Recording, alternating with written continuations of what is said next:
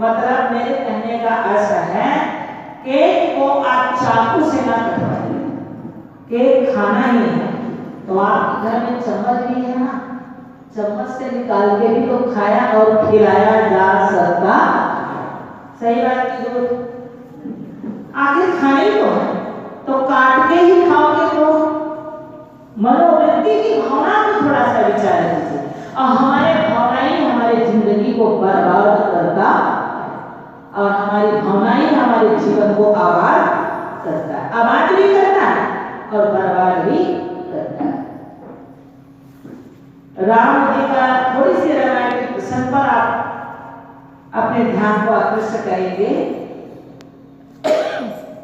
राम जी का 14 वर्ष का वनवास हुआ ना।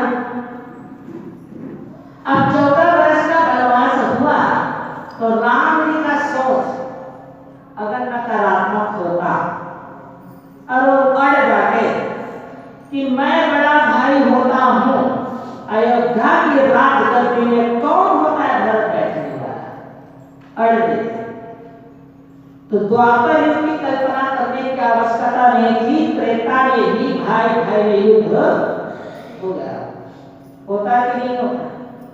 लेकिन राम जी की विचार को तो आप देखिए, कोई बात नहीं, हम चारों का एक साथ जन्म लिए, विद्या अध्ययन एक साथ किए हैं, लालन पालन भी हम सबों का एक साथ हुआ है, तो मैं कौन अकेला होता जो राजगद्दी में बैठूं।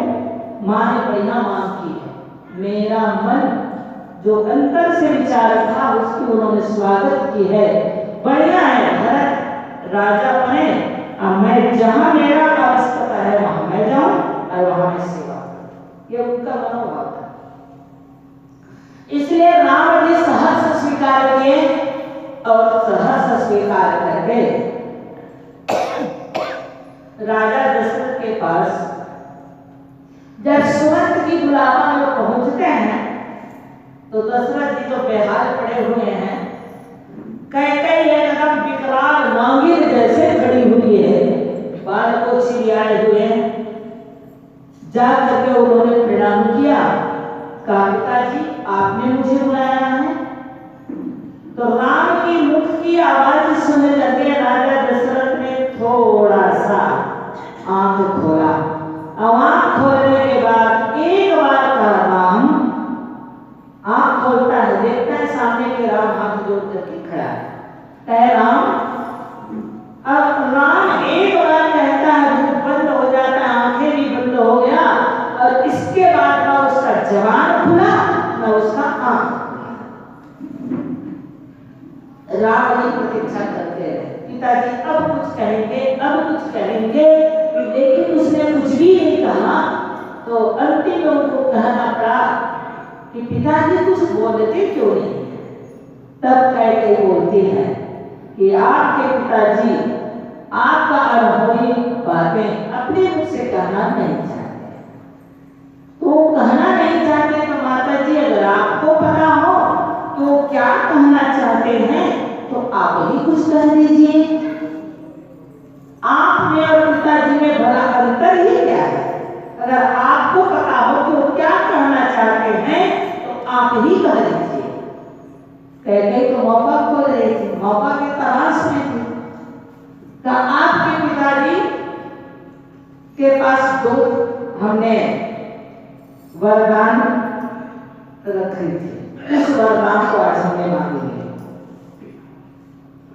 एक तो पहला बात है भरत को राजा, राम बहुत खुश हुआ छोटे भाई की गद्दी पर। आवाज से हम लोग जहां तक प्रयास करते हैं छोटे भाई के पैर खींच दे, बड़ा भाई छोटा भाई के पैर खींच दे, सोचता है कि मेरे से ज्यादा विकास ना कर पाए, हाँ तब हमको प्रसन्नता मिलता है। लेकिन रामायण क्या कहना है, राम जी भरत की राजगद्दी सुन करके अति प्रसन्न हुआ और अति प्रसन्न होकर के कहे दूसरा क्या बात है, तो कहे आपका 14 वर्ष का वनवास है अति उत्तम। भरत तो राजगद्दी उत्तम, अब मेरा 14 वर्ष का वनवास अति उत्तम, बहुत ही बढ़िया बात है। जिस मौका की मुझे तलाश था मुझे ले गया, मन ही मन कहता है। और बस पिताजी के चरणों का याद प्रणाम होता है। माँ कैकेयी से आशीर्वाद लेते हैं। 14 वर्ष की वनवास कैकेयी दे रही है, दशरथ नहीं दे रहे हैं। और उनसे ही आशीर्वाद लेकर के राम जी निकलते हैं। बताइए, सोच का फर्क है, केवल भावनाओं का फर्क। ये दुनिया है, हम सब जानते हैं कि दुनिया से कोई चीज लेकर के जाएगा कोई चीज लेकर के। अच्छा, जिसके नसीब में जितना है वो मिलके रहेगा, और जितना है नहीं हम प्रयास करेंगे ना तो ठहरेगा नहीं। जितने हमारे सौभाग्य में सहज तरीका से हमको मिल जाएगा, थोड़ी प्रयास करेंगे मिल जाएगा। और जो हमारे तकदीर में नहीं है, हम बहुत ज्यादा प्रयास करेंगे तो हमारे हाथ आकर के भी खसक जाएगा, नहीं रहेगा। गीता में भगवान कृष्ण ने अर्जुन से कहा है, भाग्य से ज्यादा किसी को मिलता है, भाग्य से ज्यादा किसी को नहीं मिलता। जितना आपके भाग्य में है अब उसको तो लूट भी नहीं सकता है, वो तो दौड़े दौड़े आपके पास आएगा। लेकिन व्यर्थ की व्यवहार को बिगाड़ने के लिए हम माया की, मोह की फांस में पड़ करके अपने व्यवहार को बिगाड़ देते हैं। अब व्यवहार बिगड़ जाता है तो बाद में कभी तो जब तक हमारा शक्ति परिपूर्ण है तब हमें लगता है कि हमसे बुद्धिमान, हमसे बड़ी शायद कोई नहीं। पर युधिष्ठिर, दुर्योधन, भीम, नकुल, सहदेव, अर्जुन महाभारत युद्ध को जीता।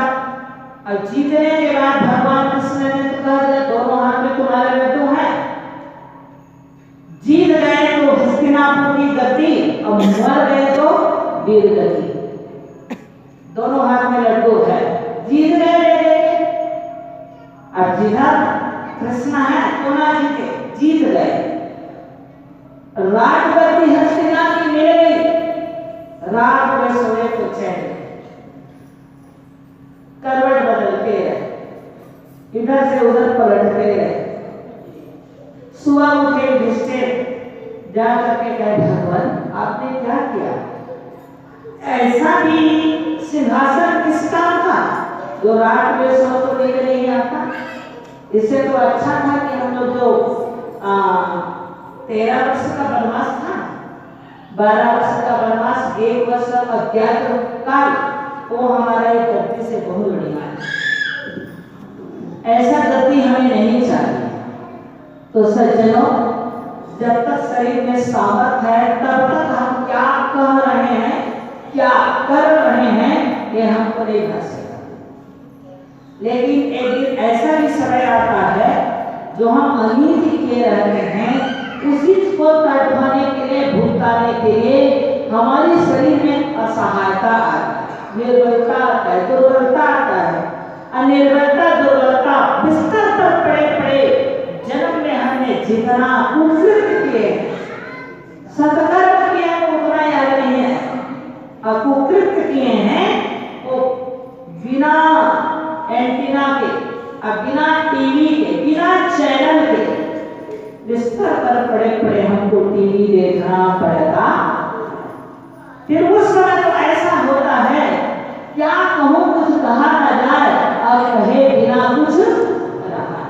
क्या कहूं कुछ कहा न जाए, अपना क्या हुआ कर्म को हम कह भी नहीं सकते कि मैं ऐसा गलत किया। अब बिना कहे हृदय का बोझ उतरता भी नहीं है। क्या कहूं कुछ कहा न जाए और कहे बिना कुछ रहा न जाए। सद्गुरु कबीर या संतों का सीख है कि हमारे 10 इंद्रियां होते हैं, तन, मन और वचन। एक कर्म करने का 3 इंद्रिय हैं। तो तन से हमारे 3 कर्म होते हैं, मन से 4 कर्म होते हैं और वचन से 3 कर्म होते हैं। तन से 3 चोरी, हिंसा, व्यभिचार। वचन से 3 कर्म होते हैं, गाली, निंदा, झूठ। और मन से 4 कर्म होते हैं, ईर्ष्या, क्रोध, मान और छल। इस शरीर की स्वस्थता को प्राप्त किए हुए ये चारों कर्म, ये 10 कर्म का अगर हम परिमार्जन कर लिए, चोरी का मतलब ये नहीं होता है किसी के यहाँ डाका डालो उसी को चोरी कहते हैं। चोरी का अर्थ होता है अपने अधिकार के वस्तु से हम ज्यादा किसी का छीनना चाहें तो क्या होता है, वो चोरी ही होता है। तन से, मन से, वचन से, तीनों जगह से चोरी होती है। चोरी, हिंसा, हिंसा का अर्थ किसी को मार देना ही नहीं है, किसी के दिल को बिना कारण के कारण दुखाना हिंसा कहलाता है। ये मत समझ लेना कि बकरी मारना, मुर्गी मारना, मछली मारना, भेड़ बकरे मारना यही हिंसा है, ऐसी बात नहीं। हम उसे भले कुछ भी ना करें लेकिन बिना कारण, बिना वजह के, बिना अपराध के अपराध हम किसी के दिल को दुखा रहे हैं। आत्मा को कौन मार सकता है कोई ताकत किसी में? आत्मा को कोई नहीं मार सकता। आत्मा अजर, अमर, अखंड और अविनाशी है। पर जिस शरीर में आत्मा रथ में रथी बन करके बैठा है और उस रथी को जो तकलीफ देता है, कष्ट देता है, बिना अपराध के अपराध, उसे ही हम हिंसा कहते। कोई हिंसा नहीं। कई लोग कहते हैं हमारे जीवन में तो खान पान बड़ा शुद्ध है, पर हमें इतना कष्ट क्यों? खान पान आपका ठीक है पर विचार ठीक नहीं। विचार से आप हिंसा कर रहे हो, अब विचार से हिंसा कर रहे हो तो उस अपराध की भुगतान कौन से हमको ही तो सहना पड़ेगा। इसलिए चोरी, हिंसा, व्यभिचार, ये जो इंद्रियां हैं, अब इन तीनों को परिवर्तित करने के लिए हमारे पास क्या उपाय है? हम चोरी जब करते हैं किसी की संपत्ति में हमको लोभ आता है, रूप सौंदर्य में लोभ होता है, लोभ ही चोरी का भाई है। जीवन में लोभ ना हो तो हम चोरी नहीं करेंगे। तो लोभ कब नहीं होगा? तो संतोष होगा तो लोभ नहीं होगा। तो मन में हमारे पास जितना हमारे अधिकार के वस्तु, प्राणी और पदार्थ है, उतने में अगर हम संतुष्ट हैं तो लोभ नहीं होगा। लोभ नहीं होगा तो चोरी नहीं होगा। संतोष हो जाएगा तो लोभ नहीं आएगा, और लोभ नहीं होगा तो चोरी नहीं। कर्म एक है पर उसके प्रकरण कई होते हैं, श्रृंखला कई होते हैं। भोजन बनानी है तो कारण एक है, क्या? भोजन बनाना। पर उस भोजन को तैयार करने के लिए उपकरण कितने चाहिए? बर्तन चाहिए, वस्तु चाहिए, ईंधन चाहिए, तब कहीं भोजन तैयार होगा। तो उनके कारण को पूरा, कार्य को पूरा करने के लिए कारण को तैयार किया जाता है। इसी प्रकार से हमारे विचार भी होते हैं। इसलिए ये 10 कर्म को हमें अपना परिवर्तित कर लेना चाहिए। आज की परिवेश में हम देखते हैं तो इस दुनिया में आज सही में देखा जाए तो वेद के ऋषियों ने, संतों ने इस जगत में माता पिता को वास्तविक में देव माने। माँ जैसे दुनिया में कोई देवी नहीं और पिता जैसे इस दुनिया में कोई देवता नहीं, और गुरु जैसे इस दुनिया में कोई इष्ट नहीं, भगवान नहीं। और जब तक हम गुरु के शरण में, सही गुरु के शरण की सानिध्य को प्राप्त नहीं करेंगे तब तक हम अच्छे माँ भी नहीं बन सकते, ना अच्छा पिता नहीं बन सकते।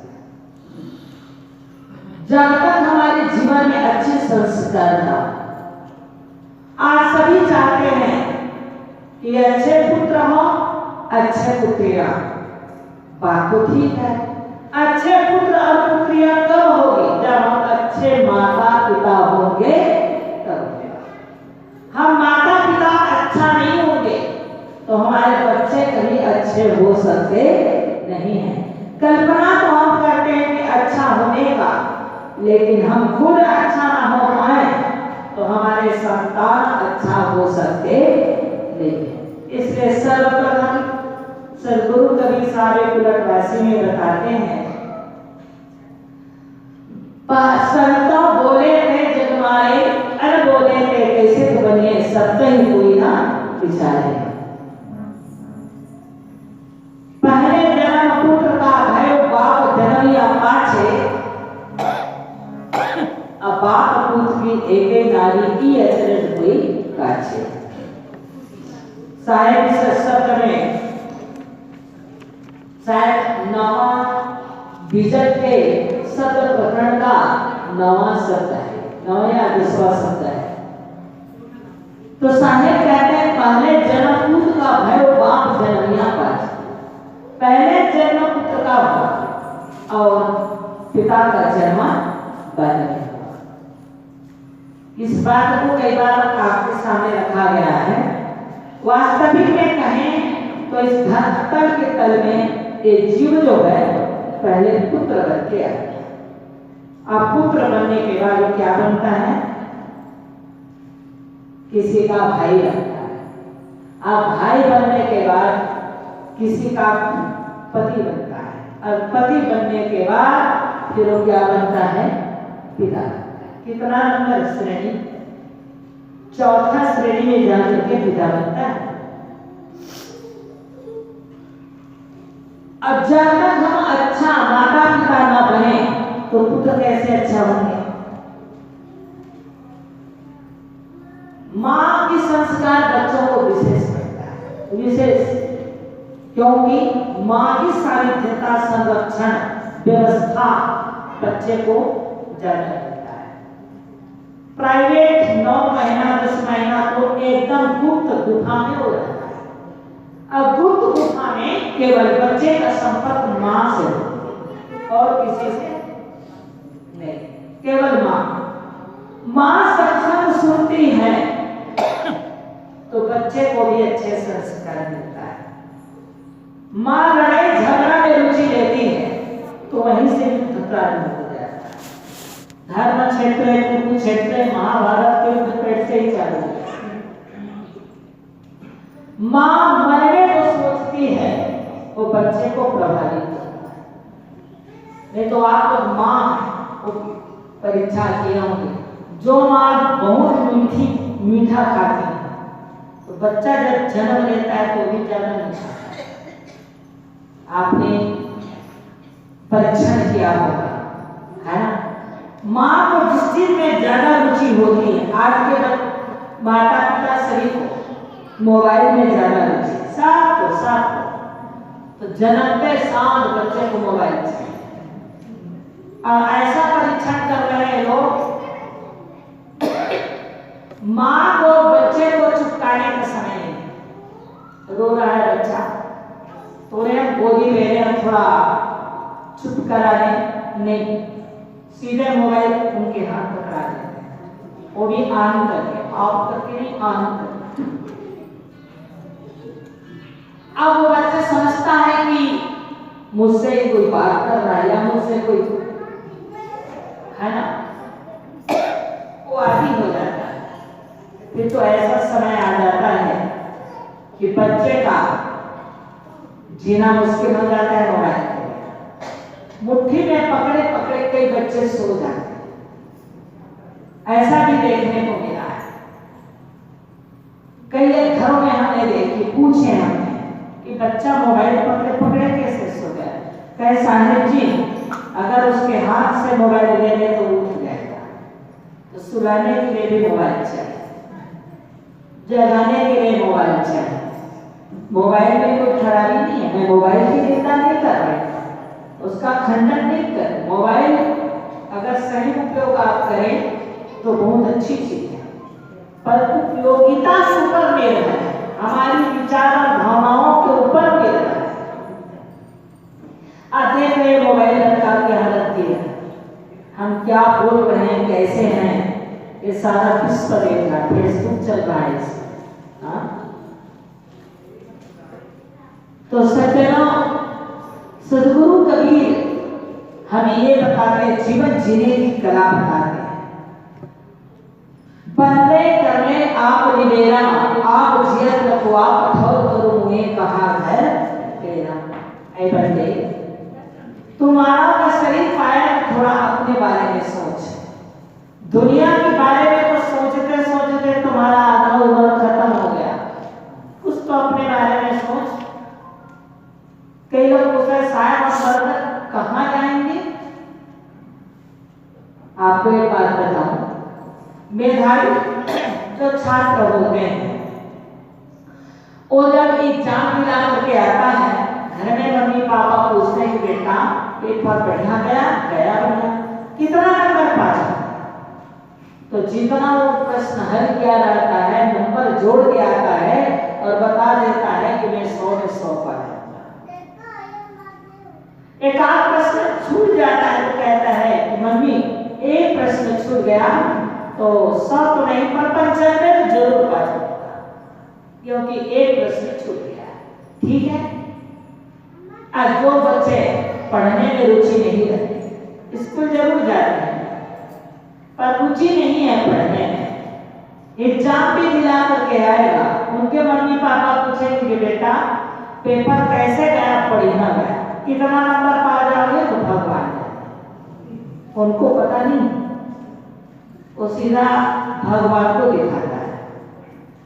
और जहां हम गलती करते हैं ना, वहां भगवान खड़ा करते हैं। जहां हम सही काम करते हैं ना, वहां भगवान नहीं खड़ा करते। जहां हम गलती करते हैं, नहीं करने वाला काम करते हैं, वहां हम भगवान को खड़ा करते हैं, उसको जिम्मेदारी ठहराते हैं। और जिस भगवान को आप जिम्मेदारी ठहराते हो वो कुछ भी करने वाला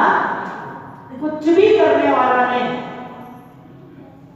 तो यहाँ तक कि एक अनाज की दाना को आप कितनों पाठ पूजा कर लो, अनाज की दाना को चना बना लो, भगवान हम आपके मन हिसाब से पूजा पाठ अनुष्ठान करेंगे तो एक अनाज को एक चना बना सकता नहीं, बना सकता है? तो फिर आपको आशीर्वाद कैसे देना? मेरे कहने का ऐसा भगवान नहीं है, मैं नहीं कह रही, भगवान है, पर उस भगवान को हमने जहां माना है वहां नहीं। भगवान कहीं बाहर नहीं, जिस भगवान के बारे में हम सोचते और विचारते हैं ना, वो भगवान हमारे घर पर है, घर पर है और घट पर है। वेद के ऋषियों ने प्रथम देव माने हैं देवी तो मां, इसलिए वेद के ऋषियों ने पंचदेव का उन्होंने आह्वान किया और साथ ही साथ सदगुरु कबीर साहब ने भी माता पिता गुरुजनों को श्रेय दिया है, क्योंकि इस धरती के तल में लाने वाले हैं तो हमारे माता और पिता। जब माता पिता का सहयोग नहीं होता तो इस धरती में हमें आने का कोई अधिकार है? कोई अधिकार दिला सकता है कोई रास्ता जो हम इस धरती पर आ जाए? वो माता पिता का ही देन है जो हमें धरती पर लाते हैं। और लाने वाले किस ढंग से लाएंगे, कैसे विचार से लाएंगे, कैसा हमको खड़ा करेंगे, वो माता पिता की जवाबदारी। तो ऐसा है, संतों ने कहा है भक्ति बीज पलटे नहीं, जो युग जाए अनंत ऊंच नीचे घर और करही अहोरे संत का हमारे प्रारब्ध का खेल है। अगर अच्छे कर्म करते करते हमने अपने जीवन की यात्रा को पूरा किया तो बचा हुआ समय में ऐसा संयोग बना देता है कि सत्कर्मी घर में, सत्संगी घर में, सब